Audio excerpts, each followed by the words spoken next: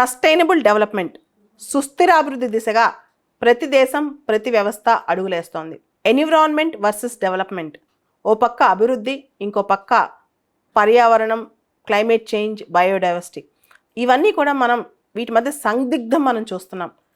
రీసెంట్గా సుప్రీంకోర్టు ఒక చక్కటి జడ్జిమెంట్ ఇచ్చింది ఫారెస్ట్ డెఫినేషన్ మీద, అడవులు అనే దాని మీద నిర్వచనం గురించి. అసలు ఏంటి ఆ డెఫినేషన్? ముందుగా సుప్రీంకోర్టు ఒక మాట వాడింది. డిక్షనరీ మీనింగ్ చూడండి అడవులు అంటే ఏంటో అని. ఎందుకంటే ఎక్కువ విస్తీర్ణం కల అడవులు, అది ప్రొటెక్టెడ్ కావచ్చు, నోటిఫైడ్ కావచ్చు, రిజర్వ్డ్ కావచ్చు, ఏదైనా కావచ్చు. అడవులు అనే ప్రాంతానికి, అంటే ఒక దట్టమైన చెట్లున్న ప్రాంతానికి అడవి అని చెప్పి మనం కనుక నిర్వచనం ఇస్తే దానికి కన్జర్వేషన్ రూల్స్ డిఫరెంట్గా ఉంటాయి. దాన్ని నాన్ ఫారెస్ట్ యూజ్కి వాడటానికి ఉండదన్నమాట. అక్కడ ఎక్కువగా డెవలప్మెంటల్ ఆస్పెక్ట్స్ మీద, అంటే పెద్ద పెద్ద ఇండస్ట్రీస్, పొల్యూషన్ అక్కడ తేలేమన్నమాట. అయితే అసలు ఏంటి సంగతి అంటే 1996లో ఫారెస్ట్ సంబంధించి గోడవర్మన్ జడ్జిమెంట్ అని ఒక జడ్జిమెంట్ ఉంది. ఆ జడ్జిమెంట్ చాలా విస్తృతమైన జడ్జిమెంట్ అనమాట. అది చాలా బ్రాడ్, అడవి అనే దానికి చాలా బ్రాడ్ మీనింగ్ ఇచ్చే జడ్జిమెంట్. డిక్షనరీలో అడవి అనే మీనింగ్కి ఎంత మీనింగ్ ఉంటుందో అంత జడ్జిమెంట్ అనమాట. అది అంతటి మీనింగ్ ఇచ్చిన జడ్జిమెంట్. అయితే అదేవిధంగా ఫారెస్ట్ డెఫినేషన్ ఉండాలని చెప్పి ఇప్పుడు సుప్రీంకోర్టు చెప్పింది. సుప్రీంకోర్టు అన్ని గవర్నమెంట్స్కు డైరెక్ట్ చేసింది, సెంట్రల్ గవర్నమెంట్కి, స్టేట్ గవర్నమెంట్కి, యూటీస్కి. ఫారెస్ట్ అనే దానికి వీలైనంత బ్రాడ్, ఆల్ ఎన్కంపాసింగ్ డెఫినేషన్ ఇవ్వమని చెప్పి డిక్షనరీ మీనింగ్ చూడమని కూడా చెప్పిందన్నమాట సుప్రీంకోర్టు.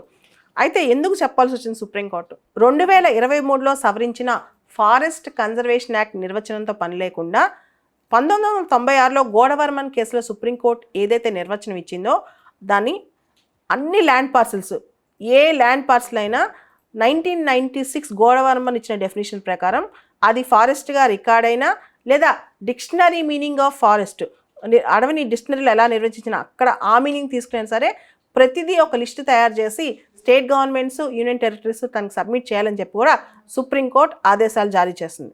ఫారెస్ట్ అనే డెఫినేషన్కి సంబంధించి స్టాట్యుటరీగా రికగ్నైజ్ అయిన ఫారెస్ట్లు, రిజర్వ్డ్ ఫారెస్ట్లు, ప్రొటెక్టెడ్ ఫారెస్ట్లు, ఇంకా డిక్షనరీ మీనింగ్లో ఫారెస్ట్ అనే అంశం మీద అంత బ్రాడ్ అండర్స్టాండింగ్, బ్రాడ్ సెన్స్తో ఫారెస్ట్ నిర్వచించాలని చెప్పి సుప్రీంకోర్టు తెలియజేసింది. 1996 గోడవర్మన్ జడ్జిమెంట్లో తను ఇచ్చిన నిర్వచనం అంటే డిక్షనరీలో ఫారెస్ట్ అనే నిర్వచనం ఎలా ఉందో అదే నిర్వచనాన్ని రాష్ట్రాలు, కేంద్ర పాలిత ప్రాంతాలు ఫాలో అవ్వాలని చెప్పి సుప్రీంకోర్టు ఆదేశాలు జారీ చేసింది. గత సంవత్సరం ఫారెస్ట్ నిర్వచనం నేరో డౌన్ చేయటం వల్ల, అంటే ఫారెస్ట్ అనే నిర్వచనాన్ని చాలా నేరో మీనింగ్ ఇవ్వటం వల్ల చాలా ప్రాజెక్ట్స్ బయలుదేరాయి ఫారెస్ట్ ల్యాండ్లో నాన్ ఫారెస్ట్ యూజ్ కోసం. Coal mining projects, factory projects, cement plants, ఇలా చాలా వచ్చాయన్నమాట. వాటికి ఎన్విరాన్మెంటల్ క్లియరెన్సెస్ కూడా చాలా ఫాస్ట్గా దొరికాయి.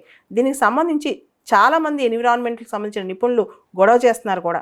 దేశవ్యాప్తంగా అడవులకు సంబంధించి ఒక కన్సాలిడేటెడ్ రికార్డ్ పూర్తి స్థాయిలో ప్రిపేర్ చేసేదాకా గోడవర్మన్ జడ్జిమెంట్లో, అదేవిధంగా డిక్షనరీలో ఫారెస్ట్ ల్యాండ్ ఎలా ఉందో అదే మీనింగ్తో చూడాలని చెప్పి, ఫారెస్ట్ అనే పదానికి చాలా విస్తృతమైన అర్థం ఇవ్వాలని చెప్పి, బ్రాడ్, ఆల్ ఎన్కంపాసింగ్ మీనింగ్ ఇవ్వాలని చెప్పి సుప్రీంకోర్టు సూచించింది.